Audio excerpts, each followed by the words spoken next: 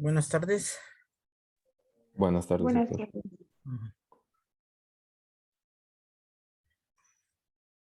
Hola, ¿qué tal? Como en ningún otro tejido de recubrimiento, este, esta, esta área que vamos a tocar ahora tiene una patología muy específica. De tal manera que hay patología específica de este tejido de recubrimiento y y es lo que vamos a empezar a trabajar hoy y no lo terminamos hoy, obviamente, ¿no? Nos va a llevar unas 3, 4 sesiones, pero hoy empezamos a trabajar sobre un área muy particular que no es pulmón, pero sí es la capa que recubre al pulmón, las capas que recubren al pulmón. Ajá. La pleura, que realmente son dos pleuras, es decir, una parietal y una visceral, son un par de bolsas adosadas una sobre la otra. Tienen un líquido pleural, 7 mililitros de líquido pleural aproximadamente siempre están ahí en ese sitio, en ese espacio pleural. Entonces, eh, entonces estas capas de tejido, su base es tejido mesenquimatoso, es decir, las dos tienen una capa de células mesenquimatosas. La pleura visceral tiene dos capas más, una de tejido conectivo y una en epitelio, plano. Y la pleura parietal solamente tiene la capa de tejido mesenquimatoso más una capa de tejido conectivo, ¿de acuerdo? Y no como una adventicia. Ajá. No tiene realmente, no tienen ningún tipo de fibra muscular ahí, no es necesario. Solamente se requiere que ese tejido de la pleura, las pleuras, sea elástico, ¿no? Y es elástico como ningún otro tejido. Este, entonces, esto que conocemos como pleura, realmente son dos capas que recubren el pulmón y tienen una patología muy específica. Hay patología neoplásica propia de la pleura, es decir, hay tumores primarios de pleura. Hay hay pleuresía y pleuritis. Pleuresía y pleuritis son más o menos sinónimos. Hay pleuritis, hay pleuritis autoinmunes, hay pleuritis infecciosa, hay pleuritis parasitarias. Parasitarias les va a parecer extraño. En 2019, American Journal publicó un caso de un paciente con miasis en líquido pleural. Es decir, a través de las pleuras se fugaron huevecillos de un parásito y se desarrollaron gusanos adentro del líquido pleural. Imagínense un derrame pleural con gusanos, ¿no? Con miasis, sí, que pareciera increíble y lo reportó American Journal. Por ahí debo tener el caso, solamente que lo tengo que buscar, ¿no? Son cantidades. Pero bueno, esa es una de las áreas, ¿no? La otra son las, los procesos inflamatorios, la pleuritis por continuidad, sobre todo en relación a las neumonías, es decir, proceso inflamatorio contiguo a la pleura da enfermedad pleural inflamatoria y derrame pleural paraneumónico, por supuesto, ¿no? Así como procesos neoplásicos del pulmón que infiltran la pleura dan derrame paraneoplásico. Ajá. Ahora iniciamos el, este, la temática que corresponde. Ahora iniciamos la temática que corresponde a la enfermedad de la pleura y, y el prototipo de la enfermedad pleural es el derrame pleural. Derrame pleural. Entonces hoy vamos a empezar a conocer, no lo vamos a conocer todo, es un poco amplio, pero hoy vamos a iniciar con el conocimiento de de lo que es el derrame pleural. Entonces tiene la producción de líquido tiene una fisiología, tiene una fisiopatología, tiene una serie de elementos que enseguida vamos a abordar, ¿de acuerdo? Entonces, esta patología característica hace que en el INER haya un área específica que es el servicio clínico 2, que es patología de la pleura, ¿de acuerdo? Patología de la pleura. Entonces ahí en ese servicio específico, que es un área clínica con 30 camas y con un área especial para médicos, discusiones de caso, y eso solo entran pacientes con patología de la pleura. Entonces, iniciamos.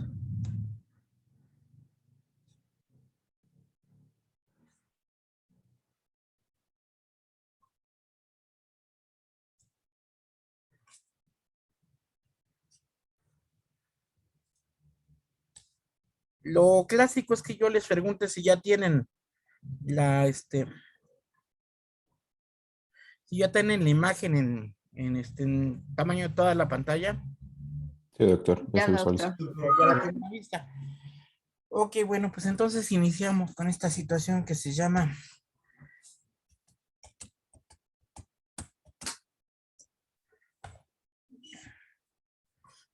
derrame pleural. Ajá.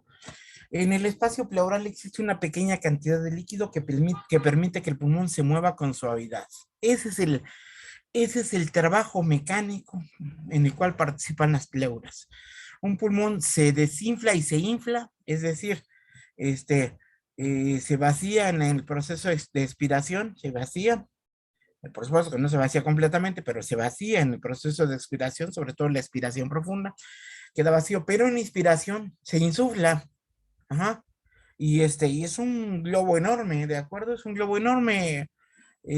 Salvajemente, algunos de nosotros jugábamos en el INER con pulmones post-mortem, y cuando los insuflas vía un pequeño émbolo como un tubo que le adaptábamos a la tráquea. Cuando los insuflas son enormes, ¿sí? Enormes, enormes, una cantidad, un globo bestial, ¿no? Porque tiene una gran capacidad de extensión el pulmón. Bueno, entonces, en la inspiración máxima tenemos una gran distensión, una gran insuflación del pulmón, y ese proceso nos lleva a tener el volumen corriente, es decir, el volumen ventilatorio minuto y el volumen ventilatorio total. Ajá, que ya les explicaba yo, cómo se produce, pero sin la pleura, esto se vuelve un poco más complicado. No quiere decir que sin la pleura no se pueda realizar, porque sí se realiza, ¿no? Pero la pleura tiene la finalidad de que este movimiento sea mucho más, vamos, que es imperceptible. Nadie se da cuenta cuando inspiró y expiró y el pulmón tuvo este movimiento, como ahorita que están respirando ustedes tranquilos. Y esto es gracias al líquido que hay entre una pleura y la otra, la parietal y la visceral, ¿de acuerdo? Se ha calculado en 0.1 a 0.2 mililitros por kilo de peso para una persona de 75 kilos, es decir, entre 7.5 y 15 mililitros de líquido hay en el espacio pleural. Normalmente ese espacio pleural que se ha llegado a denominar virtual, ¿sí? Virtual es la clase que les estoy dando, en donde la única presencia es a través de un equipo electrónico y señales especiales, pero, pero realmente se ha dicho que el espacio pleural es virtual. No es cierto, hay un espacio que tiene micras de grosor, pero ahí está ese espacio, ¿no? No es que no existe. Entonces, ahí en ese espacio hay entre 7.5 y 7 mililitros de líquido siempre, siempre. Ajá. La velocidad de líquido pleural, vean ustedes, observen ustedes esto, la velocidad de producción de líquido pleural va de 300 a 1200 mililitros por día. Es decir, ¿cuánto líquido pleural produces tú en tu espacio pleural? Bueno, tú produces, se filtra una cantidad de 300 a 1200 mililitros, es decir, 1 litro, 200 mililitros de líquido en un día. En un día es lo que produce tu pleura y lo que va a la cavidad, ¿de acuerdo? El líquido se forma a partir de circulación sistémica desde las arterias intercostales, es decir, las arterias intercostales generan la presión suficiente, la presión transcapilar, así se llama, presión transcapilar, para que de estas arterias fluye líquido Por supuesto que estamos hablando de las arterias intercostales, y el líquido va hacia la pleura visceral. Ahí en la pleura visceral es donde se filtra el líquido, donde se producen esos de 300 a 1200 mililitros al día, que aproximadamente son en promedio 750 mililitros de líquido pleural al día. ¿Ah? Obviamente, esos mismos 750 mililitros son los que se reabsorben en el sistema linfático. ¿Ah? Por eso es que solamente quedan 7.5 a 15 mililitros siempre. ¿De acuerdo? Entonces, esta es la génesis de la formación del líquido. ¿De acuerdo? Y por supuesto, aparte de la circulación de las arterias intercostales, las arterias bronquiales, ¿de acuerdo? Generan esa presión transcapilar que va hacia el espacio pleural vía la pleura visceral, es decir, en la pleura visceral es de donde fluye el líquido para el espacio, ¿de acuerdo? Entonces, pregunta de examen, ¿en cuál de las dos pleuras se produce líquido? Ah, bueno, ya saben, ¿no? La pleura visceral. Drena hacia el sistema linfático hasta llegar a la vena cava. ¿Dónde están las terminaciones linfáticas que drenan el líquido linfático? Las terminaciones linfáticas están en, en, en la pleura parietal. Ajá, entonces el líquido fluye de la pleura visceral hacia la pleura parietal en un fluido que no es así como que tan lineal, ¿eh? Ah, ya llegó, ya salió de la pleura y ya va la otra, no. No, no, no. Hay un fluido de líquido continuo a través de todo el espacio pleural, es decir, este líquido fluye de manera circular alrededor del pulmón, ¿eh? Ahí está fluyendo, ahí está fluyendo. No es un líquido que se quede estancado. Imaginen ustedes que ahí se estancara una cantidad de líquido. Pues no, no, no, no, no es fisiológico, ¿no? Inmediatamente, debido a ese estancamiento, se producen infecciones, ¿no? Ahí en la cavidad pleural. Pero no, el líquido siempre está en movimiento, siempre está circulando, circula a lo largo de todo el espacio pleural, ajá, que es independiente.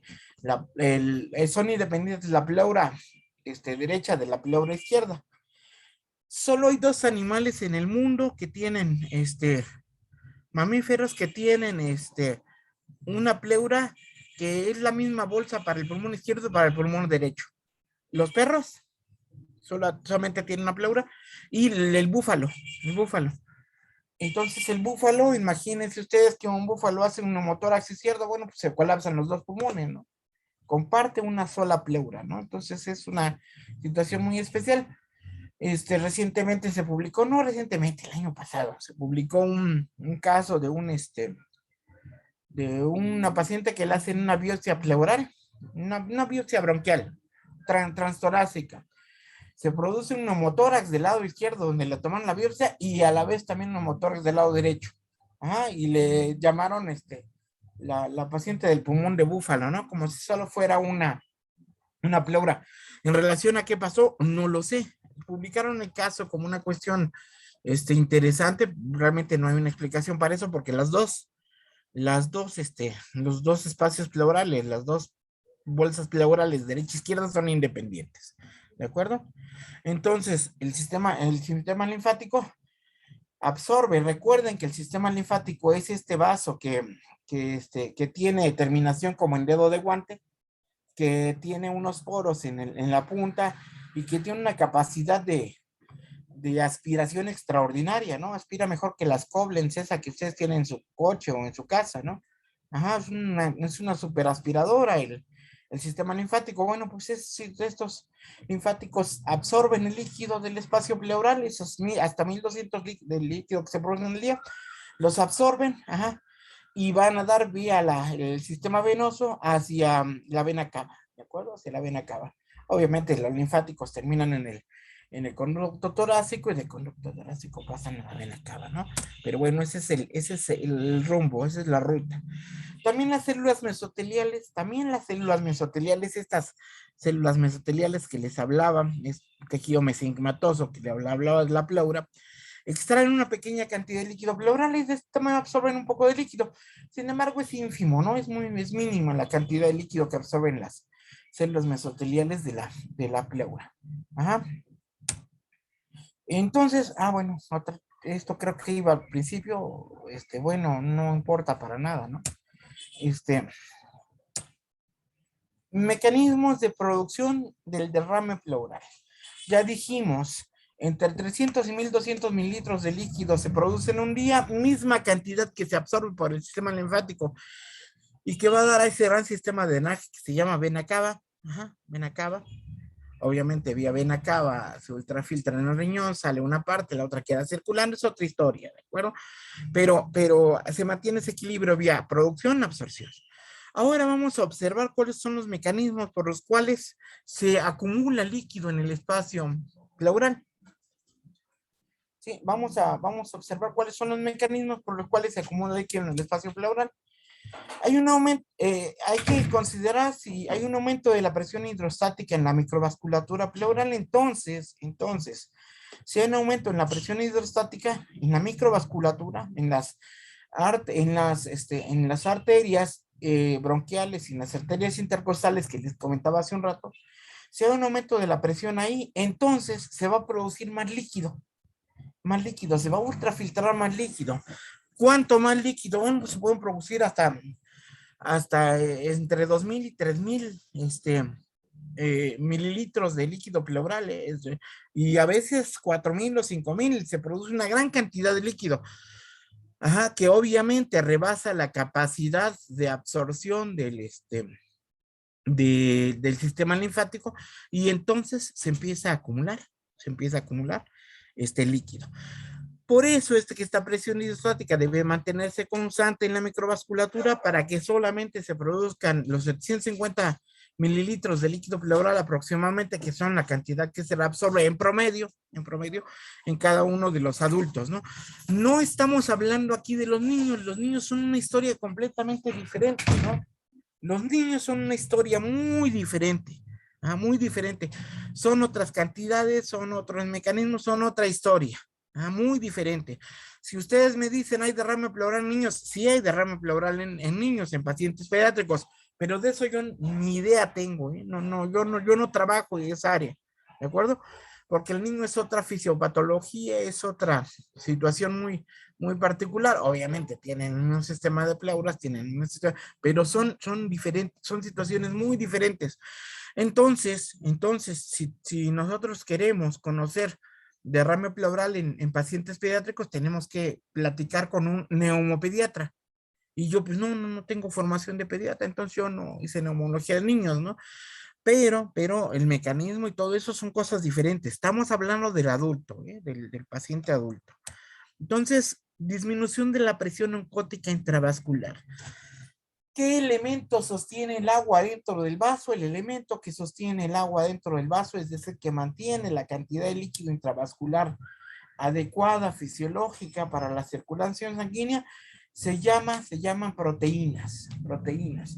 Por eso a mí me es risorio cuando una persona insiste en que su dieta sean solo vegetales. Bueno, pues no. Tu dieta debe incluir proteínas. Quizás si no te es muy agradable, pues cantidades bajas de proteínas, de carnes, pero tu dieta debe tener carnes, ¿eh? Debe tener carnes. Porque la dieta rica en carnes es una dieta en proteínas, y tu sistema vascular siempre va a tener una presión oncótica adecuada. Entonces, ¿qué ocurre? La disminución de la presión oncótica intravascular, lo que ocurre, es decir, la disminución de las proteínas, por ejemplo, síndrome nefrótico. El prototipo es el síndrome nefrótico. ¿Qué pasa en el síndrome nefrótico? En el síndrome nefrótico hay un proceso inflamatorio muy particular en la nefrona, que tiene muchos principios diferentes, la inflamación en el riñón que en otros lados. Pero la nefrona sufre un proceso inflamatorio especial. Hay un cambio en las cargas eléctricas que mantienen los elementos de adhesión y de sujeción de algunas proteínas, porque la albúmina es una proteína grande, y no solamente es el tamaño, también es una serie de cargas que permiten que no se fugue la albúmina. Bueno, en el síndrome nefrótico se pierden 2 o 3 gramos de proteína, de esa proteína que se llama albúmina, al día. Imagínense una pérdida de 2 o 3 gramos de proteína al día. La persona que padece un síndrome nefrótico empieza a retener líquidos como sapito, ¿no? Empieza a dematizarse, hacen anasarca, y anasarca es un edema generalizado con líquido en los espacios, en los espacios serosos. Las pleuras son serosas, el peritoneo es seroso, entonces el paciente hace ascitis, produce ascitis, el paciente produce derrame pleural, y el derrame pleural en el síndrome nefrótico es bilateral y es grande, grande. Ajá. Por este mecanismo, se pierde una gran cantidad de proteínas. Estas proteínas, sobre todo la albúmina, hacen que descienda la presión oncótica y entonces la sangre no puede retener el líquido se fuga transcapilar, transvascular, y se fuga a los espacios, ya les decía, peritoneo, al espacio pleural, al pericardio. El pericardio también es otra serosa, ¿de acuerdo? También es otra serosa y también se fuga ahí el líquido.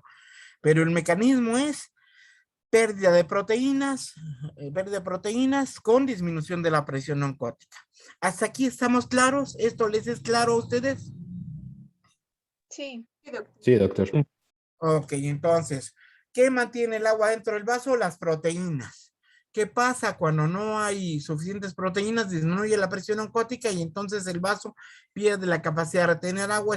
Esa agua se fuga y se fuga a los espacios serosos. Derrame pleural, derrame pericárdico y ascitis. ¿De acuerdo? Ok, ese es el otro mecanismo.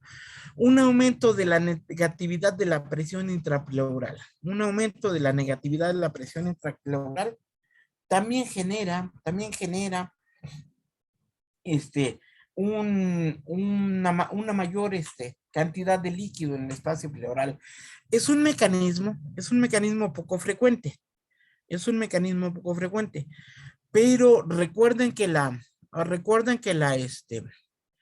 que la presión negativa depende de la capacidad inspiratoria de un individuo. Dijimos que la presión negativa en el espacio pleural es más o menos de menos 3 centímetros de agua.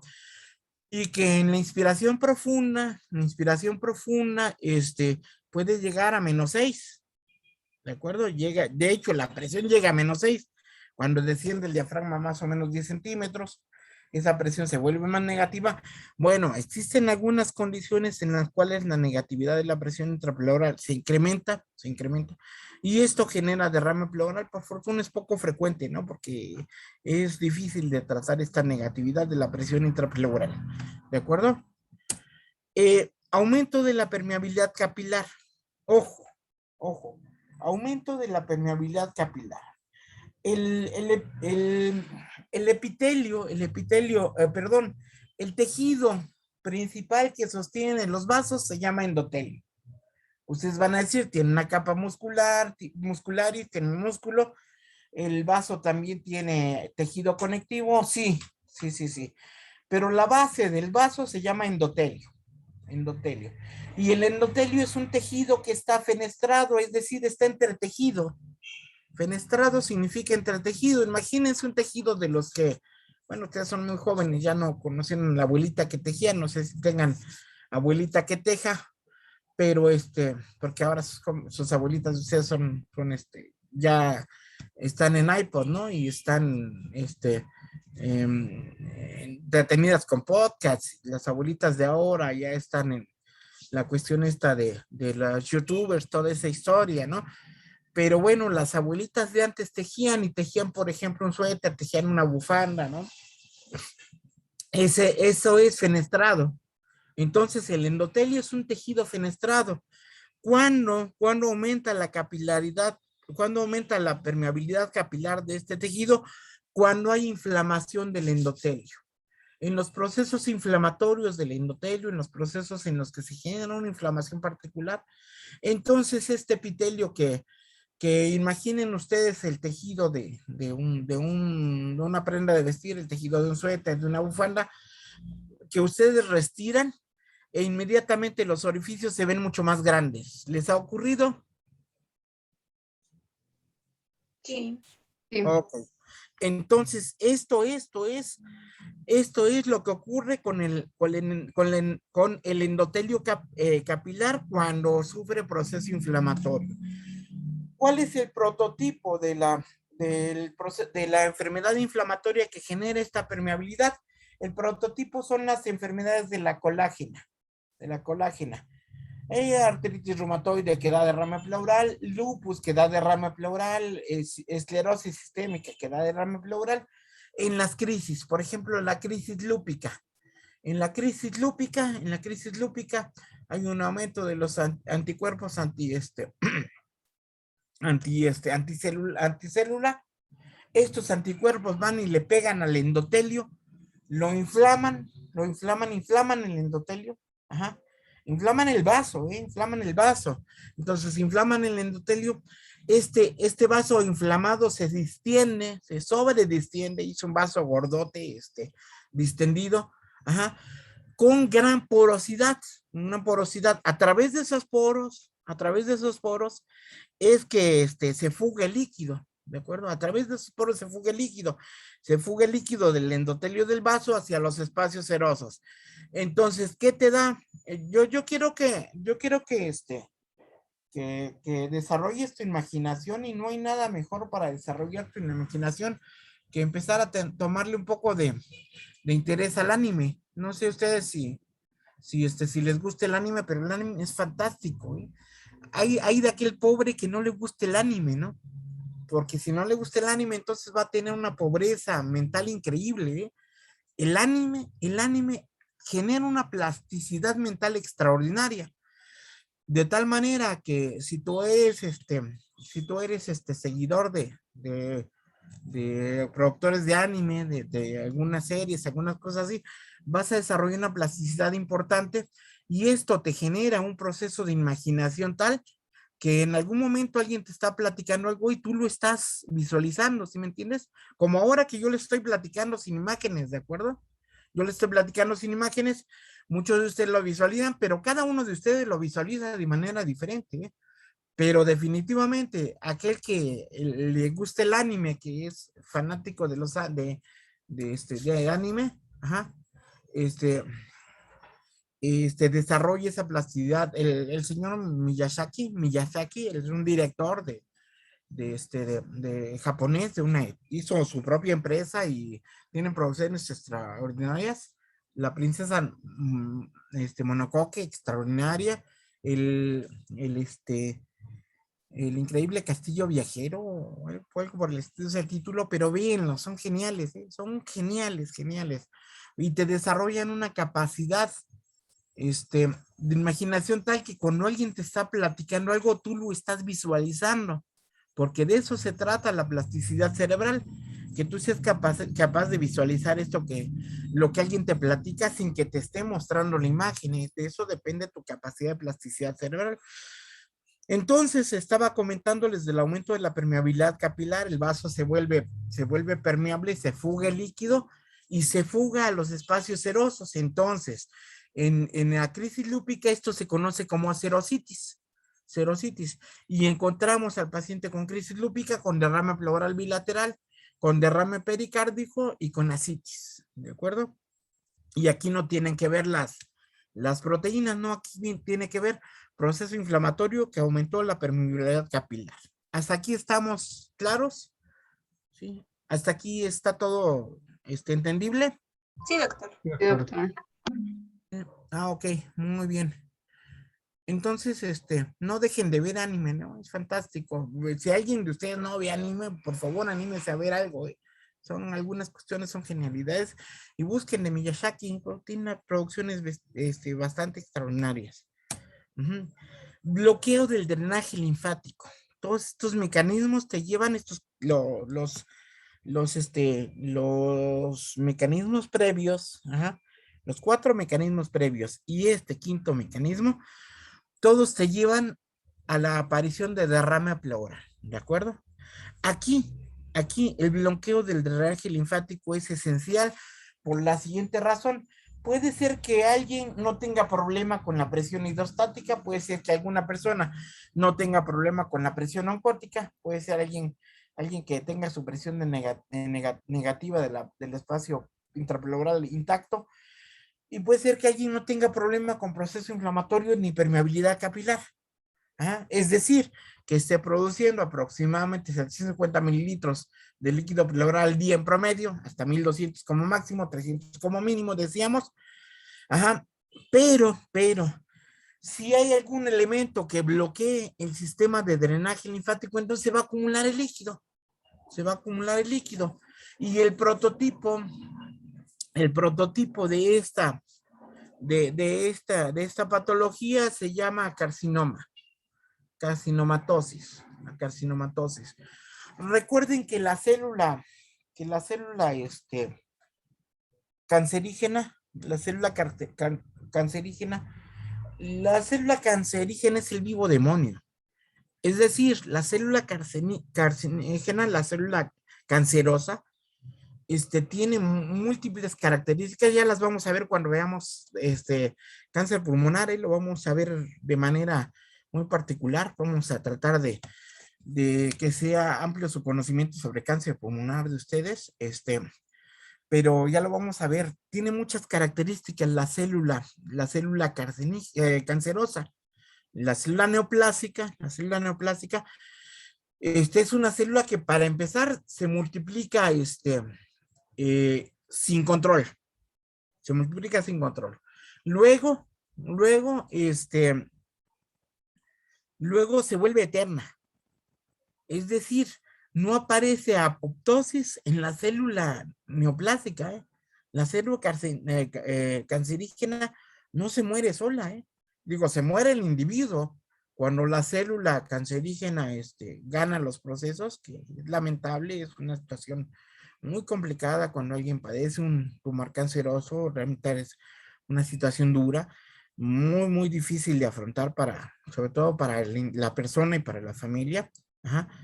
Pero la célula cancerígena se vuelve eterna hasta que le das tratamiento, ¿no? Hasta que das quimioterapia, radio, o la quitas con cirugía, ¿de acuerdo? Entonces, la célula tiene características muy especiales. Bueno, una de esas características es que la célula se vuelve muy liberal. Es decir, se vuelve muy libertina, desarrolla una capacidad de viaje extraordinaria, se suelta, se libera del tejido que le dio origen, y empieza a viajar por donde le dan espacio. Hay tumores que viajan por la sangre, hay tumores que viajan vía linfáticos, es decir, las células neoplásicas se alcanzan el vaso linfático, y viajan a través de los vasos linfáticos en las células neoplásicas. Entonces, imagínense un tumor de alto grado, un tumor de alto grado con un crecimiento rápido. El prototipo en el pulmón es el tumor de células pequeñas. Tiene un crecimiento rapidísimo, muy rápido. Se crecen tumores, masas de tumores, bolas, nódulos de tumores, pero a la vez se están soltando células de ahí, porque les digo que la célula neoplásica tiene esa característica. Se suelta el sitio donde fue generada y empieza a viajar por todos lados, ¿no? Y viaja a hacer destrozos, ¿no? Es un maldito maleante la célula neoplásica, ¿no?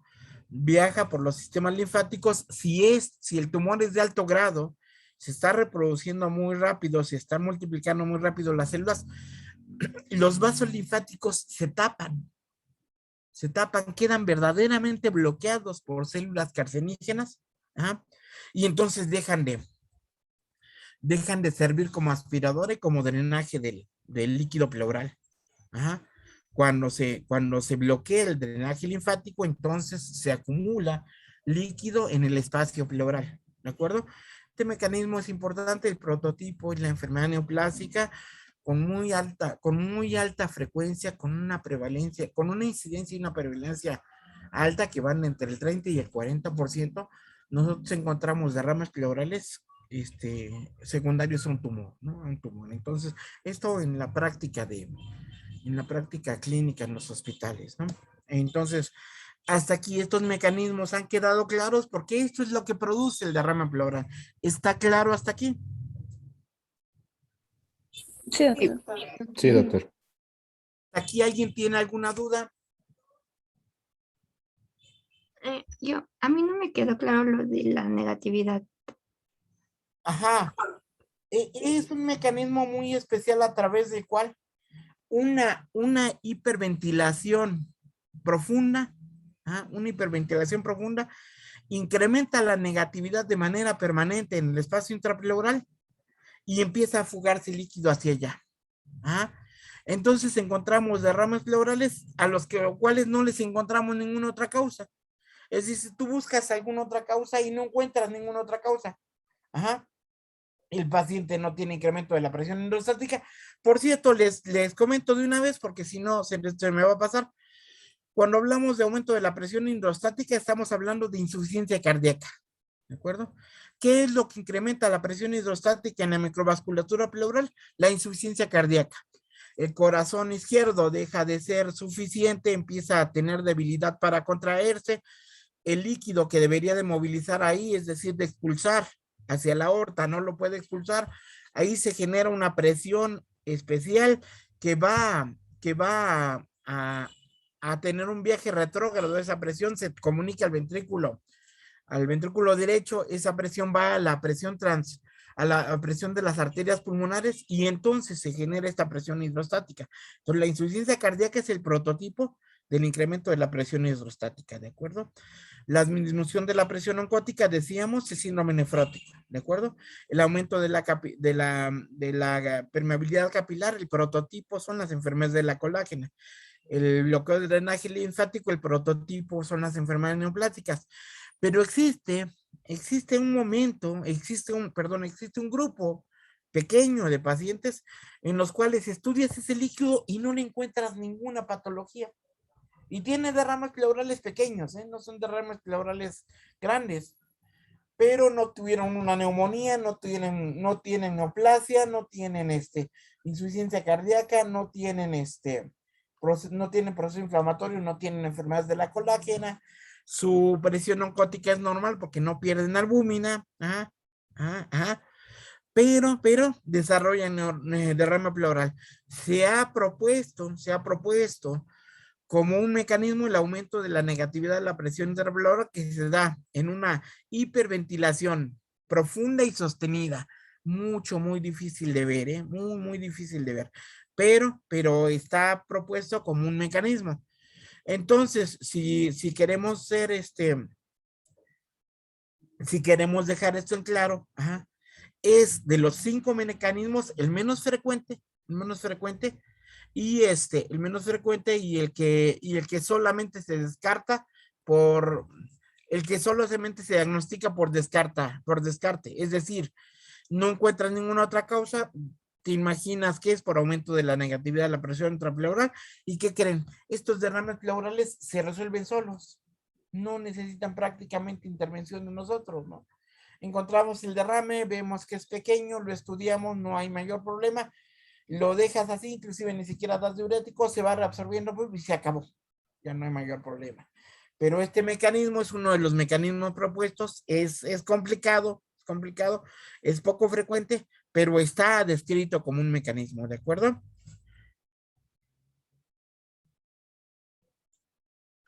Sí, doctor. Gracias.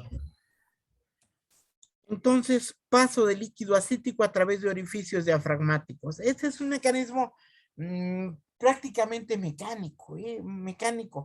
Aquí la pleura no está enferma, aquí los vasos no están enfermos como tales, aquí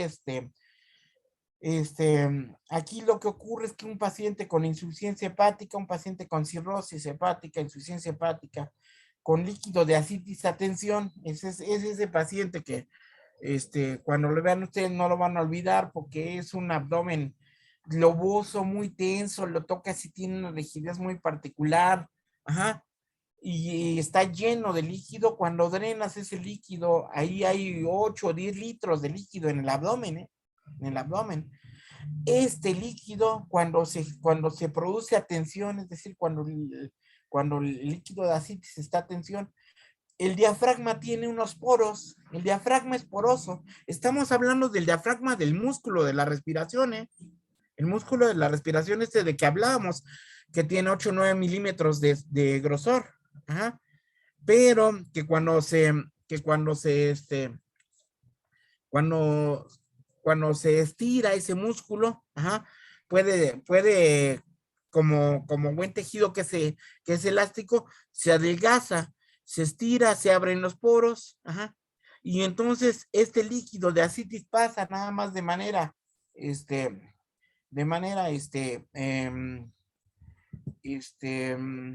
pasa de manera fácil hacia el tórax, hacia el espacio pleural, y esto genera derrames pleurales bilaterales. El derrame se forma en los dos lados, un poco más frecuentemente del lado derecho, pero realmente es bilateral, ¿de acuerdo?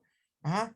Entonces, este mecanismo es de los pocos mecanismos en los que el líquido llega de fuera, fuera de los mecanismos de producción, fuera de la cuestión del drenaje, ajá, pero pasa y este derrame pleural realmente es ascitis, el líquido de ascitis, ¿de acuerdo? Ok. Ruptura de vasos sanguíneos o del conducto torácico. Ajá, la ruptura del conducto torácico de vasos sanguíneos solo puede ser producto de un traumatismo, ¿de acuerdo? Un traumatismo. El trauma cerrado de tórax genera ruptura de diferentes estructuras. Ya vimos una muy especial en la ruptura de un bronquio con abducción del mismo y una historia bastante cruenta que logran resolver gente muy hábil. Pero también se producen ruptura de vasos y obviamente es un líquido, un derrame pleural hemático, ¿no? Es más bien un hemotórax. Pero ojo, en la ruptura del conducto torácico, que el conducto torácico es un conducto linfático, es el conducto linfático principal.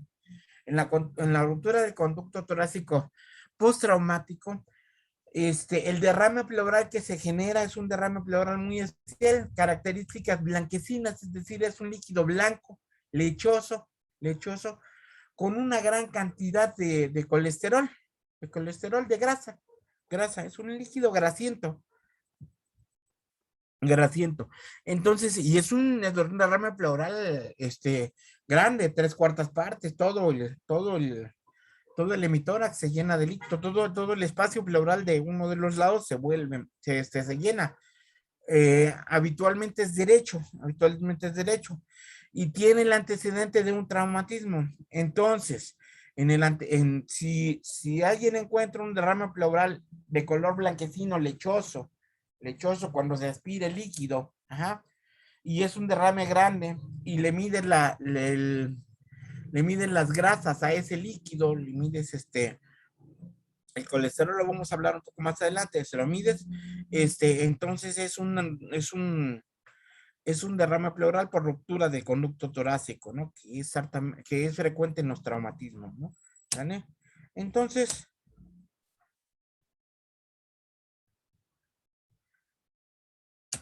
¿cómo se manifiesta el derrame pleural? Bueno, cuando el líquido pleural sobrepasa los 300 mililitros, ¿es posible su detección en el examen físico? Sí, eso era antes. O es posible si el individuo es de constitución media o delgado. Recuerden ustedes que hemos tenido una epidemia peor que la que tenemos actualmente por coronavirus. Y la epidemia que hemos tenido en los años recientes, pero años recientes quiere decir 15 a 20 años, ¿eh? La epidemia que peor nos ha pegado antes de coronavirus es la epidemia de obesidad. Obesidad. Existe una obesidad, particularmente grado 3 de la OMS, que nosotros conocemos como obesidad mórbida, porque es una obesidad que produce patología de diverso tipo, riesgo cardiovascular, riesgo de alteración metabólica con intolerancia a la glucosa, que produce apneas del sueño, ajá, ya lo que la hemos platicado, ajá. Entonces,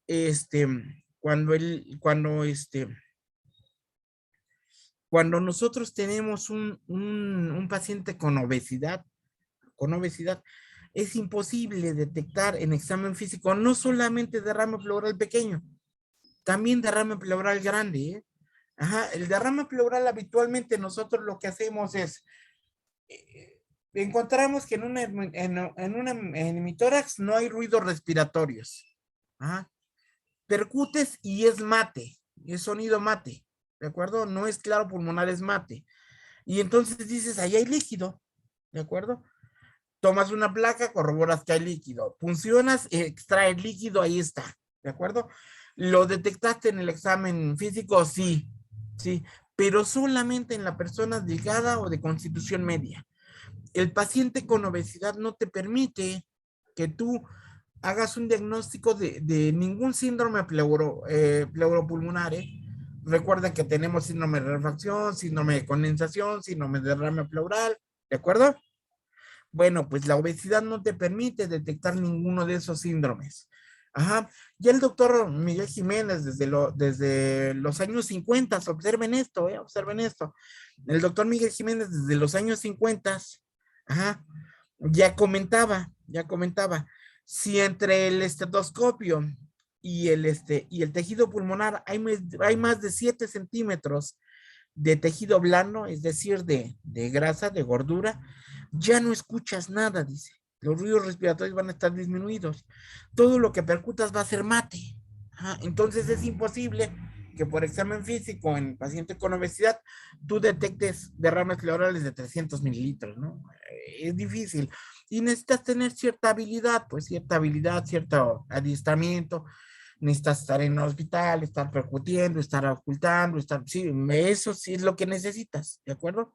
Por eso es muy agradable ver que los casos de coronavirus han estado disminuyendo exponencialmente y yo espero que para la última semana de septiembre ya podamos invitarles al hospital para que nos visiten, ¿no? Y empecemos a ver pacientes, para que los exploren, para que los interroguen, para que platiquen con ellos, para que hagamos algunos procedimientos, para que tengan contacto con el paciente real más allá de la situación virtual, ¿de acuerdo? Ajá. Hallazgos más relevantes, matidez que les platicaba, silencio respiratorio o ausencia de ruidos respiratorios, también se los acabo de platicar. Egofonía, ajá, egofonía es un sonido especial de la voz.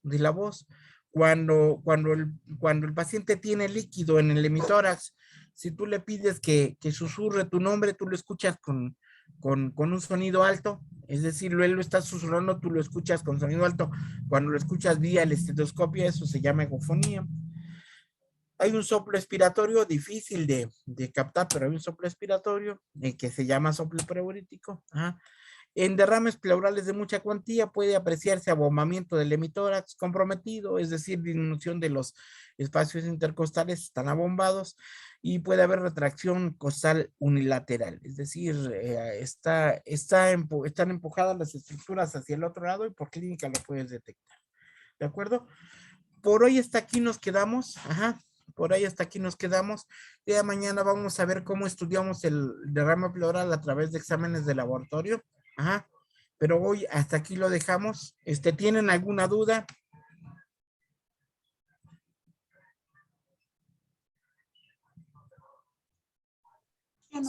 ¿Seguros que no hay ninguna duda? No, Sí, doctor, en la última diapositiva mencionó que en derrames de mucha pleuría, ¿qué sucedía? ¿Derrames de qué? ¿De mucha cuantía? Derrames de algo, es que no alcancé a escuchar bien. Ah, perdón. Decíamos, ajá, que en De cuantía. grandes derrames, en los derrames muy grandes, puede apreciarse abombamiento del hemitórax comprometido con borramiento de los espacios intercostales. Tú habitualmente en el paciente cuando lo estás explorando sin camisa, tú puedes observar los espacios intercostales. Bueno, estos espacios se ven borrados en el derrame pleural grande. A eso se refiere este comentario, ¿de acuerdo? Ajá, el derrame es masivo, es completo, ajá, y puede haber retracción costal unilateral, quiere decir que mientras tu tórax comprometido con derrame están más grandes los espacios y abombados, del otro lado está pequeño el espacio intercostal, ajá, y es por el gran espacio que ocupa el derrame masivo, de gran cuantía, ajá. No hay nada como verlo y como examinarlo en el paciente, ¿no? Yo tengo la impresión de que la última semana de este mes ya van a poder estar en el hospital. Número uno, mi hospital no es un hospital para pacientes COVID actualmente, ajá, pero llegamos a tener muchos pacientes COVID, incluyendo en hospitalización. Se fugaban, empezaban a aparecer ahí, empezaron muchos casos, pero actualmente ya no tenemos pacientes COVID y la última semana de este mes me parece que ya van a poder ustedes visitarnos. Bueno, quien guste, ¿no? Digo, también no hay ninguna situación obligatoria ni nada, pero me parece muy importante que tengan ustedes algún tipo de acercamiento con la actividad hospitalaria, porque 2 generaciones pasadas se han perdido el internado. El año pasado no hubo internado de pregrado para los médicos que les correspondía, se les suspendió, y este año tuvieron un como medio internado, entre van y no van, todo eso, lo perdieron también, ¿no? Y la pérdida de la actividad hospitalaria es, creo que lo peor que le puede pasar a una generación de médicos en formación. Entonces, lo que yo les estoy ofreciendo es visita al hospital para que ustedes tengan contacto con pacientes y vayan generando la confianza suficiente para el abordaje de la patología del aparato respiratorio directa, no platicada, no a través de una computadora, sino en vivo con el paciente. Ahora bien, por supuesto que quien tenga la posibilidad de asistir, quien quiera hacerlo, pues nos vamos a poner de acuerdo. Y quien no, no hay ningún problema, ¿no? Y si el grupo de los 15 de ustedes dice, no, pues no hay para mí no hay ningún problema. Me parece que los que pierden son ustedes, ¿no? Es en práctica clínica, ¿no? Pero bueno, esa es una apreciación personal, el grupo lo decide y más adelante se ve y lo decide cada uno de ustedes si gusta, y yo estaría dispuesto a la última semana de este mes que empecemos a ver patología de derrame pleural, patología de tumores, patología, una serie de cosas en el hospital, ¿de acuerdo? Entonces, hasta este momento, ¿ninguna otra pregunta? Sí, doctor. Tengo una pregunta. Adelante. Pero es acerca de lo que nos comentó ahorita del hospital. Ajá, ¿Qué días serían? ajá. Yo, yo tengo un poco de complicación los días lunes, pero de martes a viernes cualquier día. ¿Y el horario cómo se manejaría? El horario siempre es el horario matutino. Mi horario de trabajo, el mío en el hospital, que incluye la consulta externa, que es trabajo bestial en cantidad actualmente. Yo empiezo a las 8 de la mañana, pero ustedes podrían estar en el hospital para estar en la consulta externa y luego para pasar a visitar pacientes hospital entre las 12 y las 2 de la tarde. Entre las 12 del día y las 2 de la tarde. Tendríamos esas 2 horas disponibles. ¿Ah? Para que hicieran una visita, para que conocieran pacientes, para que empezaran a interrogarlos, explorarlos, para que se acercaran a la patología, ¿no? Obviamente van a ver que es extraordinario porque aparte de patología respiratoria, bueno, pues también hay patología neurológica, tumores cerebrales, hay patología cardiovascular, hay una gran cantidad, es rica la visita clínica, es rica al hospital, ¿no? Entonces, ustedes se ponen de acuerdo, forman equipos, es idea que sea un equipo de 2 o 3 elementos, ajá, como ustedes se conformen, se formen, asignamos días, están en la presencia clínica, continuamos en las clases de estas, vía el grupo de Zoom, y bueno, no hay ningún problema, avanzamos, ¿no? ¿Sale? Sí, doctor, gracias. Ok, entonces, si no hay nada más por el momento, buenas noches, este, nos vemos el día de miércoles, ¿no? Sí, doctor. Sí. ¿Sale? Muchas gracias. Espero que pasen buenas noches. Gracias. Gracias, doctor. Luego, buenas noches, que esté muy bien. Igualmente, hasta luego. ¿Dónde está?